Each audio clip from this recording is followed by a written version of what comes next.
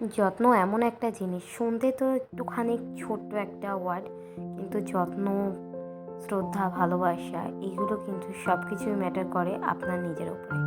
আপনি যে কোনো সম্পর্ক বা যে কোনো কিছুতে যতটা গুরুত্ব দেবেন, আসলে সেই জিনিসটা ততটাই ভালো থাকবে। সব কিছুই আপনার নিজের ওপরে। তো আপনি যে কোনো সম্পর্ক তৈরি তো করে ফেলতে পারেন, কিন্তু যে কোনো সম্পর্কে সেটা টিকিয়ে রাখাটা কিন্তু সেটাও আপনার হাতে। তো সেই জন্য যে কোনো সম্পর্ক করার আগে ভেবে নিতে হবে যে সেই সম্পর্কটা আমি টিকিয়ে রাখতে পারবো কিনা, তবে কিন্তু যে কোনো সম্পর্ক করা উচিত। আমরা যে কোনো সম্পর্ক হয়ে যাওয়ার পরে কিন্তু তার যত্ন নিতে ভুলে যাই। আমি কোনো একটা জিনিস চাইছি, সেই জিনিসটা আমি পেয়ে গেলাম, পেয়ে যাওয়ার পর তখন আর তার প্রতি সেরকম যত্ন বা ভালোবাসা থাকে না। কিন্তু আমি যতক্ষণ সেই জিনিসটা না পাই, ততক্ষণই আমার তার প্রতি ভালোবাসা থাকে। তো সেই জন্য বলছি, যে কোনো সম্পর্কে করার আগে একটুখানি ভাবনা চিন্তা করে নেওয়া খুবই ভালো, যে সেই সম্পর্কটা আমি টিকিয়ে রাখতে পারবো কিনা।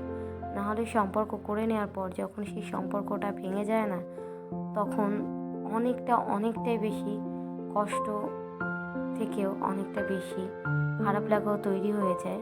তো সেই জন্য বলছি, যে কোনো সম্পর্ক করলে তার প্রতি যত্ন, ভালোবাসা সবটাই রাখা দরকার। আমরা যে কোনো একটা চারাগাছ তো বসিয়ে দিতেই পারি। চারাগাছটা বসানোর পর তাকে যদি সময় মতন জল, খাবার কোনো কিছুই না দেওয়া হয়, সেটা কি বেঁচে থাকবে? কখনোই থাকে না, সেটা মারা যাবে। কিন্তু আমরা যদি সময় মতন তার জল, খাবার সব কিছু দিই, সে কিন্তু আমি যেরকম লাগাবো তার থেকেও গাছটা আরও বেশি সুন্দর হয়ে উঠবে সময়ের সাথে সাথে। কেননা তার প্রতি আমার যত্ন আর ভালোবাসা আছে সেই জন্য।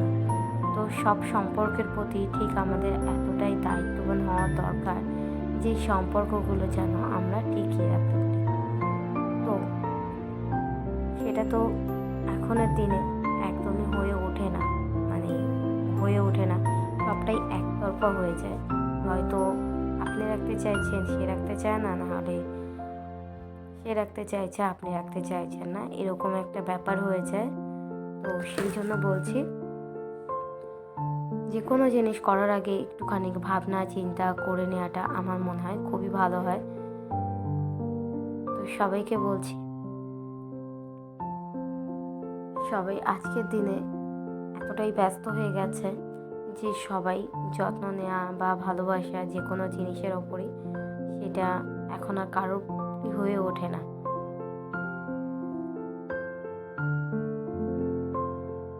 তো আপনাদের সাথে কথা বলতে বলতে তো আমার খাবারটা অলরেডি হয়ে গেছে। ছেলেমেয়ে গিয়েছিল ডান্স ক্লাসে, সেখান থেকেও ফিরে এসছে, মানে হয়ে গেছে বলে চলে এসছে। তো ওদের টিফিনটা সন্ধ্যা এখন, তো সেই সময় আমি করে দিলাম যেন ওরা খেতে পায়। আর পছন্দের খাবার বলতে ছেলেমেয়ের তো এরকম ফাস্টফুড খাবার খুবই পছন্দ। তো আমি এখানে বানিয়ে দিয়েছিলাম আজকে ডিম টোস্ট ওদের খাবারের জন্য। তো খাবার করতে করতে আপনাদেরও অনেক কিছু বলা হয়ে গেল। কার কেমন লেগেছে অবশ্যই জানাবেন।